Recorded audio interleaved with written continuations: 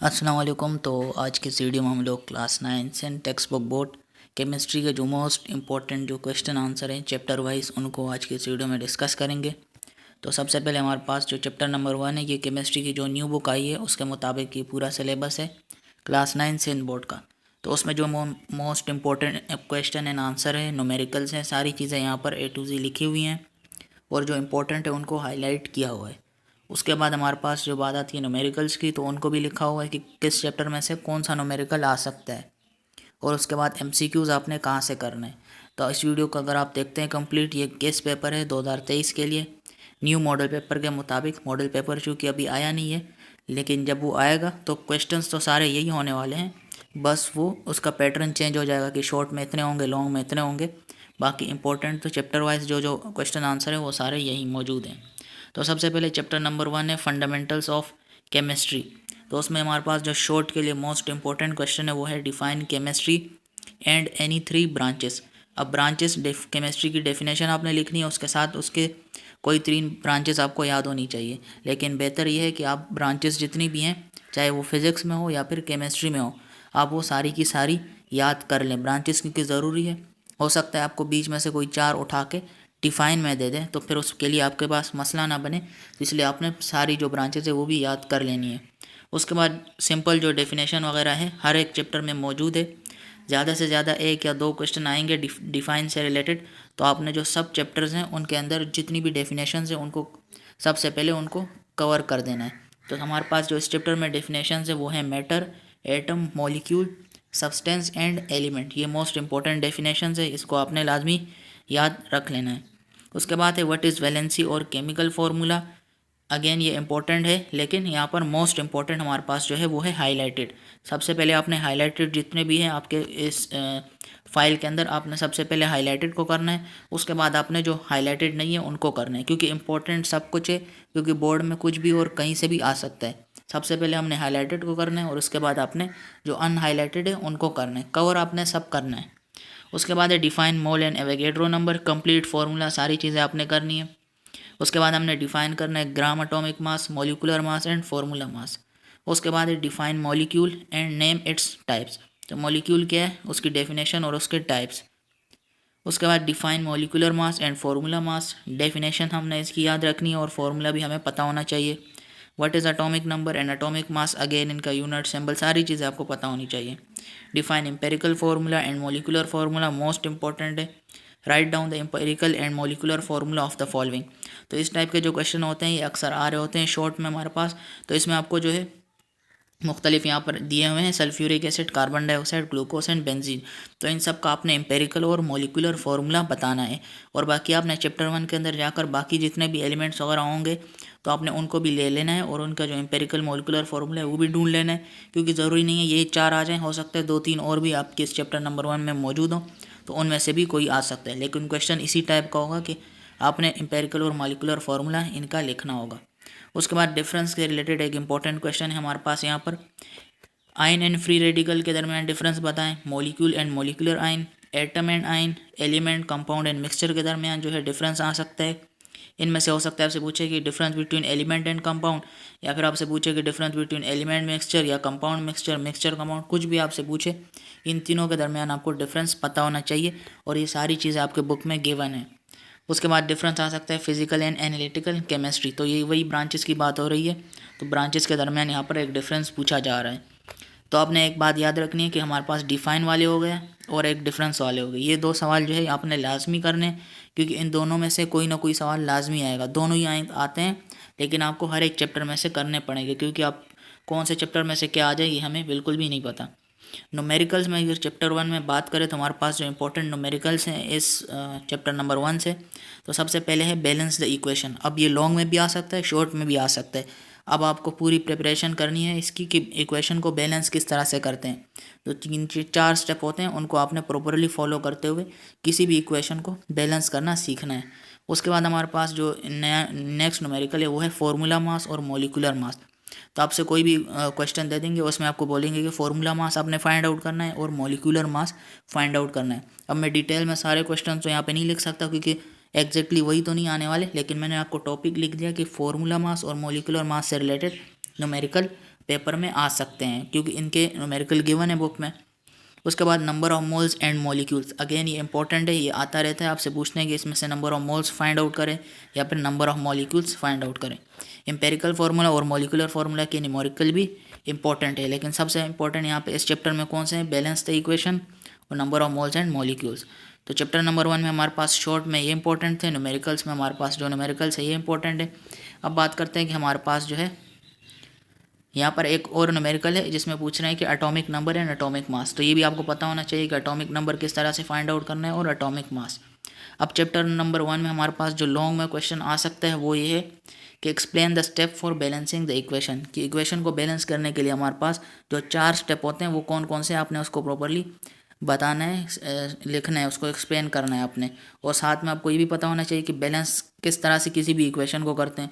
या तो इक्वेशन आपके पास लॉन्ग में आ जाएगी या फिर उसके स्टेप्स भी पूछे जा सकते हैं, तो ये दोनों चीज़ें आपको पता होनी चाहिए। उसके बाद हमारे पास नेक्स्ट चैप्टर है एटॉमिक स्ट्रक्चर।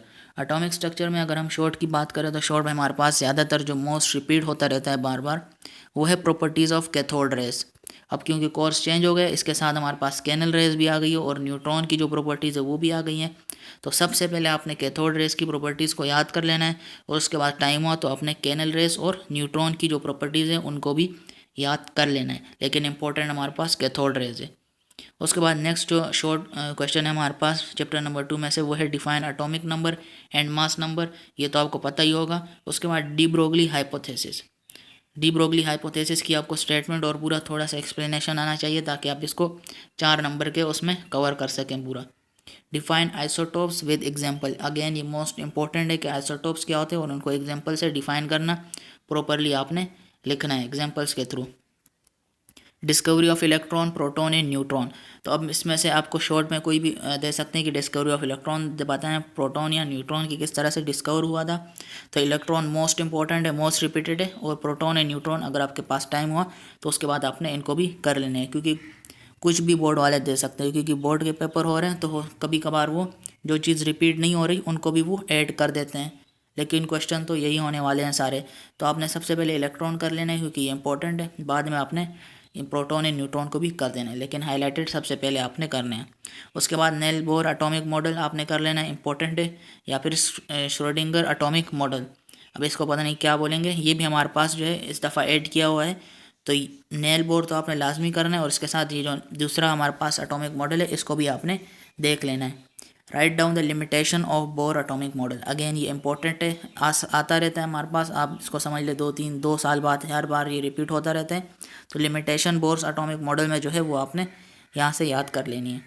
उसके बाद difference between shell and sub shell with examples, तो ये डिफरेंस है शेल और सब शेल के दरमियान, अगर बोर्ड वालों का मूड हुआ तो ये भी दे सकते हैं, लेकिन ये सारी चीज़ें हैं इंपॉर्टेंट, हाईलाइटेड पहले करना है आपने, उसके बाद बाकी भी आपने कवर करना है। चैप्टर नंबर 2 में से अगर न्यूमेरिकल्स की बात करें तो न्यूमेरिकल में हमारे पास जो है number of proton, electron and neutron आपसे पूछा जा सकता है।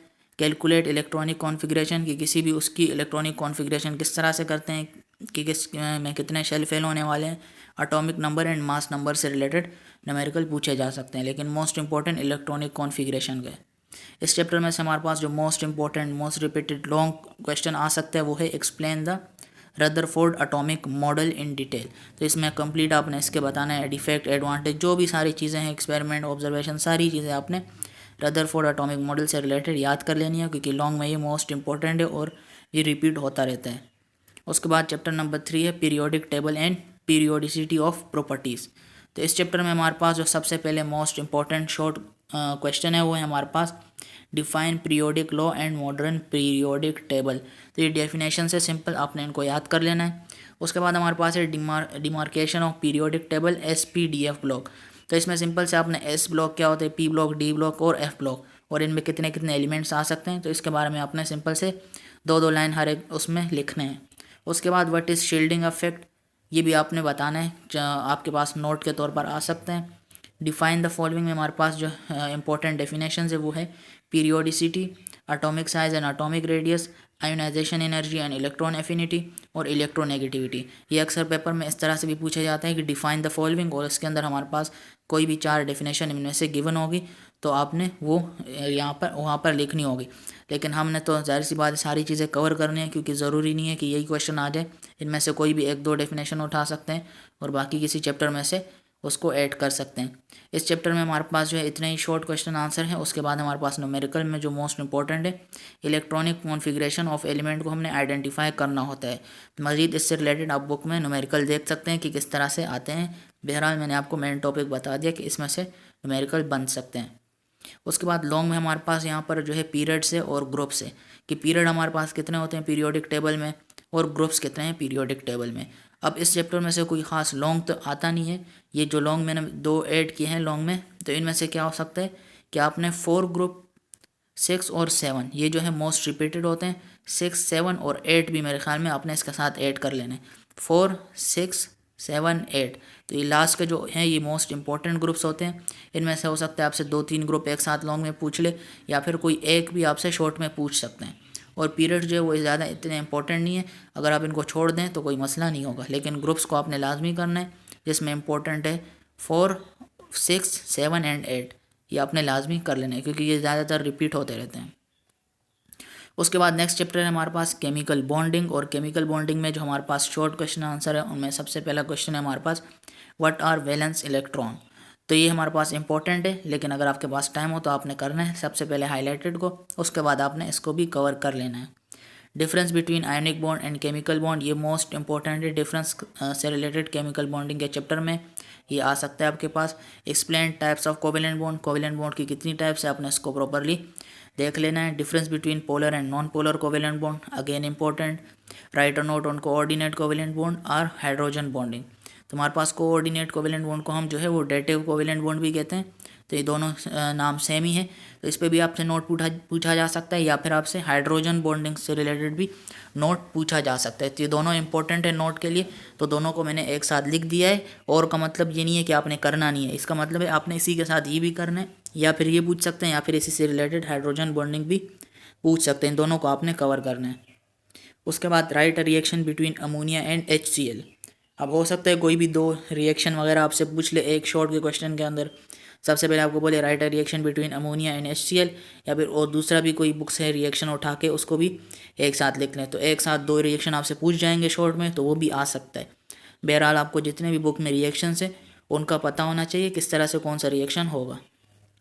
उसके बाद हमारे पास डिफाइन करना है हमने मेटेलिक बॉन्ड को। मेटेलिक बॉन्ड क्या है, व्हाट आर इंटरमोलिकुलर फोर्सेस, और what is dipole dipole interaction, और सम प्रॉपर्टीज़ ऑफ मेटल्स। तो ये सारे जो हाईलाइटेड है सबसे पहले आपने इनको कवर करना है, और उसके बाद बाकी जो रह जाएंगे उसको भी आपने कवर कर देना है। तो नेक्स्ट पेज की तरफ बढ़ते हैं। हमारे पास केमिकल बॉन्डिंग में मजीद शॉर्ट जो है वो है, मजीद 3 शॉर्ट्स हैं हमारे पास इस चैप्टर में से, जिनमें सबसे पहले है right uses of adhesive material. तो एडहेसिव मटेरियल क्या होते हैं, उनके यूजेस हमने बताने हैं। उसके बाद what is mean by octet and duplet rule, ये भी आपको पता होना चाहिए कि ऑक्टेट और डुप्लेट रूल से क्या मुराद है। उसके बाद एक मोस्ट इंपॉर्टेंट डिफरेंस है difference between lone pair and bond pair, तो इसके दरमियान आपको डिफरेंस पता होना चाहिए। उसके बाद इस चैप्टर में हमारे पास जो न्यूमेरिकल्स आ सकते हैं वो है draw electron dot and cross structure for the following atoms. तो आपके पास मुख्तलिफ जो एटम्स दिए होंगे उनमें से आपने उनका डॉट और क्रॉस स्ट्रक्चर जो है वो ड्रॉ करना होगा। तो डॉट और क्रॉस स्ट्रक्चर किस तरह से ड्रॉ करना है वो आपने पढ़ा होगा।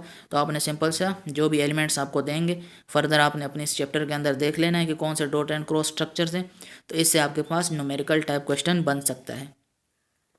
इस चैप्टर में हमारे पास जो लॉन्ग क्वेश्चन है इंपॉर्टेंट क्वेश्चन, और सबसे पहले हमारे पास define ionic bond and explain the formation of NaCl, कि NaCl किस तरह से फॉर्म होता है और आयोनिक बॉन्ड को आपने डिफाइन करना है। तो ये मोस्ट इंपॉर्टेंट है हमारे पास इस चैप्टर में से लॉन्ग के लिए। उसके बाद दूसरा जो लॉन्ग बन सकता है हमारे पास वो है describe formation of covalent bond between 2 non metallic atoms. उसके बाद हमने एक्सप्लेन करना है single double and triple covalent bond को। तो सबसे पहले आपने हाईलाइटेड को करना है और उसके बाद हमने दूसरे को भी कवर करना है, क्योंकि यहाँ पर जितने भी चीज़ें लिखी हुई हैं उस सबको आपने कवर करना है। अगर आपको पूरे नंबर लेने हैं, अच्छे नंबर अगर लेने हैं, तो सबको आपने कवर करना है। लेकिन सबसे पहले हाईलाइटेड को करना है और उसके बाद बाकी जो क्वेश्चन होंगे उनको भी कवर करेंगे। उसके बाद नेक्स्ट चैप्टर है फिजिकल स्टेट्स ऑफ मैटर, और इस चैप्टर में हमारे पास अगेन डेफिनेशन सबसे पहले यहाँ पर लिखी हुई हैं, जो कि मोस्ट इंपॉर्टेंट है, क्योंकि हर एक चैप्टर में जितनी भी डेफिनेशंस है सबसे पहले आपने उनको कर लेना है, क्योंकि कोई भी डेफिनेशन आपसे पूछी जा सकती है। क्योंकि डिफाइन का क्वेश्चन एक लाजमी आता है और डिफरेंस का भी, तो ये आपने दोनों को लाजमी करना है। शॉर्ट में सबसे पहले डिफाइन हमें करना है diffusion, effusion, rigidity, pressure and density, सारी हमारे पास जो भी हैं इनके फार्मूलाज है, आपने फार्मूलाज भी करने हैं, डिफाइन भी करने हैं, सारी चीज़ें इस तरह से आपने कर लेनी है। उसके बाद हमने मोबिलिटी एंड कंप्रेसिबिलिटी को डिफाइन करना है। और नेक्स्ट इंपॉर्टेंट क्वेश्चन हमारे पास है state and explain Boyle's law and Charles law.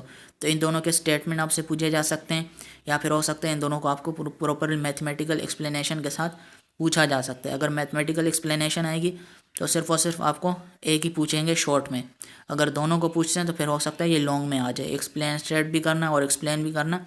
बहरहाल ये हमारे पास लॉन्ग के लिए इंपॉर्टेंट नहीं है, लेकिन केमिस्ट्री में हमारे पास जो है वो लॉन्ग में भी शॉर्ट वाले क्वेश्चन आ सकते हैं अगर उनको आपस में जोड़ के दे दें। आप अगर शॉर्ट में करते हैं तो आप लॉन्ग में इजीली कर लेंगे। हमने state and explain, Boyle's law and Charles law दोनों को शॉर्ट के लिए प्रिपेयर करना है और एक्सप्लेनेशन हम जब कर लेंगे, अगर दोनों साथ में आते हैं तो आपने लॉन्ग में लिख देना है, अदरवाइज शॉर्ट में एक ही आएगा अगर एक्सप्लेनेशन भी पूछी जाए, अदरवाइज दोनों की स्टेटमेंट ही पूछेंगे तभी शॉर्ट में देंगे आपको। उसके बाद हमारे पास नेक्स्ट क्वेश्चन है define vapour pressure and discuss factor affecting it. तो इसी तरह से वेपर प्रेशर है, बॉइलिंग पॉइंट है और फ्रीजिंग पॉइंट है और इनके फैक्टर आपने डिस्कस करना है कि अफेक्ट करते हैं इसको क्या नहीं। तो ये तीन जो क्वेश्चन है ये आपके पास जो है ज़्यादातर आपका टाइम ज़ाया करेंगे क्योंकि इन तीनों को आप याद करेंगे, उसके बाद बाकी दो तीन और भी इसी तरह से। तो सबसे पहले आपने इनको छोड़ देना है, उसके बाद जो इंपॉर्टेंट है उनको करना है, उसके बाद आपके पास टाइम हो तो आपने बाकी जो ये तीन है इनको भी कर लेना है। तीन नहीं बल्कि चार है हमारे पास, मोबिलिटी भी नीचे लिखा हुआ है। तो सबसे पहले आपने हाईलाइटेड को करना है और उसके बाद आपने इस पर बाकी टाइम देना है। Define diffusion and discuss factor affecting it. तो फैक्टर अफेक्टिंग इट में सबसे पहले हमारे पास जो इंपॉर्टेंट वो है डिफ्यूजन और उसके बाद हमारे पास नीचे define density and discuss factor affecting it. तो डेंसिटी और डिफ्यूजन हमारे पास जो है मोस्ट इंपॉर्टेंट है, सबसे पहले आपने इसको करना है और बाकी आपके पास टाइम हुआ mobility, vapours, boiling and freezing point को भी आपने कर लेना है और उसके फैक्टर अफेक्ट करने वाले। उसके बाद नेक्स्ट हमारे पास डिफाइन करने हैं हमने डेंसिटी को और डिस्कस करने हैं फैक्टर अफेक्टिंग इट। ओके, ये तो हो गया। उसके बाद डेफिनेशन है एलोट्रॉफी की और प्लाज्मा स्टेट की। तो एलोट्रॉफी की डेफिनेशन जो है वो मोस्ट इंपॉर्टेंट है, सबसे पहले आपने ये कर लेनी है। और प्लाज्मा स्टेट क्या होती है ये भी आपको पता होना चाहिए। Difference between amorphous and crystalline solid, तो ये भी मोस्ट इंपॉर्टेंट क्वेश्चन है, इसका भी आपको पता होना चाहिए। नेक्स्ट में हमारे पास जो मजीद इस चैप्टर से रिलेटेड जो शॉर्ट क्वेश्चन है वो है define evaporation and factors affecting it. तो एवोपोरेशन भी हमारे पास जो है वो मोस्ट इंपॉर्टेंट है, तो आपने इसको भी सबसे पहले कवर कर लेना है। Properties of solid, liquid and gas, तो आपसे किसी भी की पूछ सकते हैं प्रॉपर्टी, आपसे पूछ सकते हैं कि राइट प्रॉपर्टीज़ ऑफ सॉलिड, तो आपने प्रॉपर्टीज़ ऑफ सॉलिड लिख देना है, या फिर पूछेंगे लिक्विड या फिर गैस की पूछ लेंगे। तो ये तीनों इंपॉर्टेंट है, तो आपने तीनों की प्रॉपर्टीज़ को याद कर लेना है। और आपसे सॉलिड की भी पूछ सकते हैं, लिक्विड की भी, गैस की भी, तो जिसकी भी पूछेंगे आपने उसके प्रॉपर्टीज़ लिख देनी है। उसके बाद हमारे पास नेक्स्ट जो शॉर्ट क्वेश्चन है वो है डिफिनेशन का। मेल्टिंग पॉइंट क्या होता है, बॉइलिंग क्या होता है, फ्रीजिंग क्या होता है, सिंपल डेफिनेशन है, इनको भी आपने याद कर लेना है। उसके बाद इंपॉर्टेंट अगेन नेक्स्ट क्वेश्चन है हमारे पास how kinetic molecular theory differentiate matter states. तो किस तरह से डिफरेंशिएट करती है काइनेटिक मॉलिक्यूलर थ्योरी, तो आपने इसको डिफाइन कर लेना है। शॉर्ट के लिए इंपॉर्टेंट क्वेश्चन है। न्यूमेरिकल्स इस चैप्टर में से किस किस टॉपिक में से बन सकते हैं, तो Boyle's law and Charles law के न्यूमेरिकल्स जो है वो आपके शॉर्ट में आ सकते हैं। और convert the unit from kelvin to centigrade और एंड सेंटीग्रेड टू केल्विन, तो इस टाइप के न्यूमेरिकल भी आपको पूछे जा सकते हैं, या फिर ब्लैंक्स में भी आपसे ये पूछे जा सकते हैं कि बॉयल्स लॉ का फॉर्मूला क्या है, ये भी आपसे ब्लैंक्स में पूछा जा सकता है। चार्ल्स लॉ किस तरह से है, और कन्वर्ट यूनिट वगैरह कि केल्विन 100 केल्विन कितना होगा डिग्री सेंटीग्रेड में, या फिर डिग्री सेंटीग्रेड में केल्विन कितना होगा। तो इस टाइप के न्यूमेरिकल्स जो है वो आपसे एमसीक्यूज़ में भी पूछे जा सकते हैं। तो लॉन्ग में हमारे पास इस चैप्टर में कोई भी खास लॉन्ग नहीं है, अगर वो देना चाहें तो वो दे सकते हैं, क्योंकि केमिस्ट्री में आपके पास 2-3 शॉर्ट को मिलाकर भी लॉन्ग बनाया जा सकता है। अगर आपको शॉर्ट्स आते हैं तो आप लॉन्ग भी इजीली अटेम्प्ट कर लेंगे। तो इस चैप्टर में अपने शॉर्ट को अच्छे से कवर करना है ताकि लॉन्ग में अगर कोई आ भी जाए तो आप इसको ईजी लिख पाएँ। नेक्स्ट चैप्टर है हमारे पास सोल्यूशन, और सोल्यूशन से रिलेटेड हमारे पास जो सबसे पहले शॉर्ट क्वेश्चन है, अगेन डेफिनेशंस आ गई यहाँ पर। डेफिनेशन में सबसे पहले हमारे पास सोल्यूशन एंड एक्वस सोल्यूशन की डेफिनेशन आपने याद कर लेनी है। उसके बाद सोल्यूट क्या होता है, सॉल्वेंट क्या होता है, और कंसनट्रेशन यूनिट्स क्या होता है। उसके बाद डिफरेंस बिटवीन हमारे पास जो मोस्ट इंपॉर्टेंट सेचूरेटेड और अनसेचूरेटेड ज़्यादातर पूछी जाती हैं, लेकिन आपने सुपर सेचूरेटेड की भी डिफरेंस इन तीनों के साथ, दोनों के साथ आपने सुपर सेचूरेटेड को भी याद कर लेना है, क्योंकि ये भी पूछा जा सकता है। और ये सारी चीज़ें जो है बुक में मेंशन है, तो आपको फिक्र करने की ज़रूरत नहीं है कि कहाँ से कौन सी डिफरेंस आएगी। इस दफ़ा सारी चीज़ें जो है आपकी न्यू बुक में सारी चीज़ें मेंशन की हुई हैं, तो आपने कोई टेंशन नहीं लेनी। Define percentage and its types, percentage की हमारे पास 4 के करीब टाइप्स हैं, वो आपको पता होनी चाहिए सारी, और परसेंटेज की डेफिनेशन भी। Define solution and explain major component of solution, तो ये छोटा सा क्वेश्चन है, इसको भी आपने देख लेना है। अगर ये आ जाए तो आपके नंबर ज़ाया ना हो जाए, तो आपको ये भी पता होना चाहिए। उसके बाद हमारे पास नेक्स्ट क्वेश्चन है define solubility, dilution, molarity and concentration, most important definitions. Difference between solution and suspension, again ये बार बार आता रहता है सोल्यूशन और सस्पेंशन के दरमियान डिफरेंस, लेकिन साथ में कोलाइड भी है, अगर आप इसको भी कर लेंगे तो कोई परेशानी नहीं होगी। What is right the effect of temperature on solubility, तो ये आपसे 4 नंबर के सवाल शॉर्ट में पूछा जा सकता है कि टेम्परेचर का इफेक्ट सोल्युबिलिटी पे क्या होता है। Define solubility and it's principles, most important. What is dilute solution, तो ये भी आपके पास शॉर्ट में पूछा जा सकता है।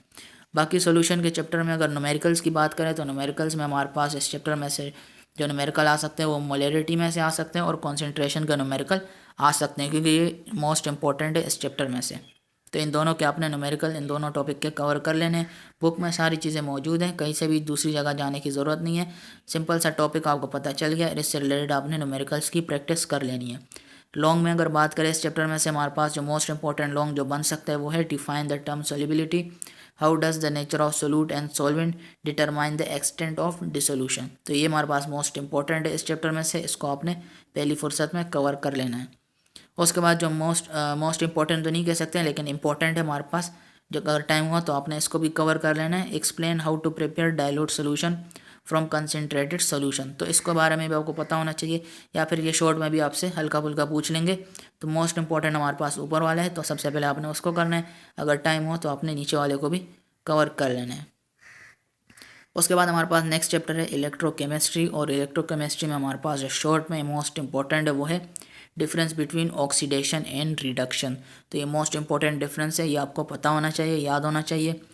नेक्स्ट है हमारे पास फ्राडेज लॉ ऑफ इलेक्ट्रोलाइसिस, तो ये आपको कंप्लीट पता होना चाहिए, ये मोस्ट इंपॉर्टेंट है। उसके बाद फ्राडेज सेकंड लॉ ऑफ इलेक्ट्रोलाइसिस, ये भी आपको पता होना चाहिए, लेकिन मोस्ट इंपॉर्टेंट है फर्स्ट जो लॉ दी हुई है फ्राडे law of electrolysis. Second law भी अगर आप करते हैं तो आपके लिए बेहतर होगा, क्योंकि सेकंड लॉ भी पूछी जा सकती है, क्योंकि यहाँ पे जितनी भी चीज़ें लिखी हुई हैं वो सब इंपॉर्टेंट है। हाईलाइटेड को सबसे पहले आपने करना है और उसके बाद बाकी इनको भी आपने कवर करना है। Define corrosion and methods to prevent, again ये मोस्ट इंपॉर्टेंट है, मोस्ट इंपॉर्टेंट, ये रिपीट होता रहता है, इसको आपने लाजमी करना है।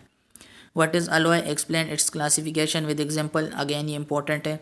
Write a note on oxidising and reducing agent, तो जब आप ऑक्सीडेशन एंड रिडक्शन के दरमियान डिफरेंस कर लेंगे तो आप नोट भी इजीली लिख पाएंगे।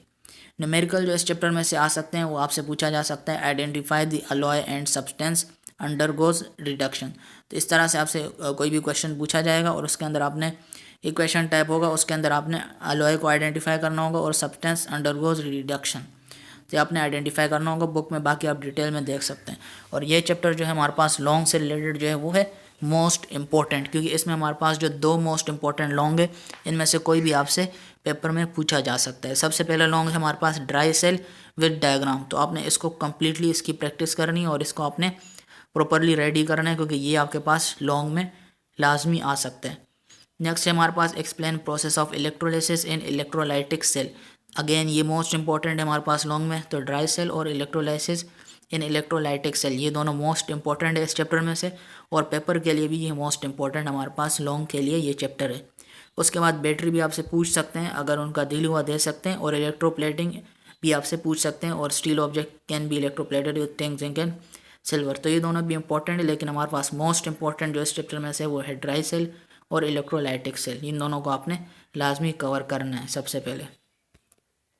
नेक्स्ट चैप्टर है हमारे पास केमिकल रिएक्टिविटी, और केमिकल रिएक्टिविटी में हमारे पास जो सबसे पहले शॉर्ट क्वेश्चन है वो है difference between metal, non metal and metalloid, तो मोस्ट इंपॉर्टेंट डिफरेंस है, और पूरी बुक में हमारे पास हर एक चैप्टर में डिफरेंस मौजूद है, डेफिनेशंस के क्वेश्चन मौजूद हैं।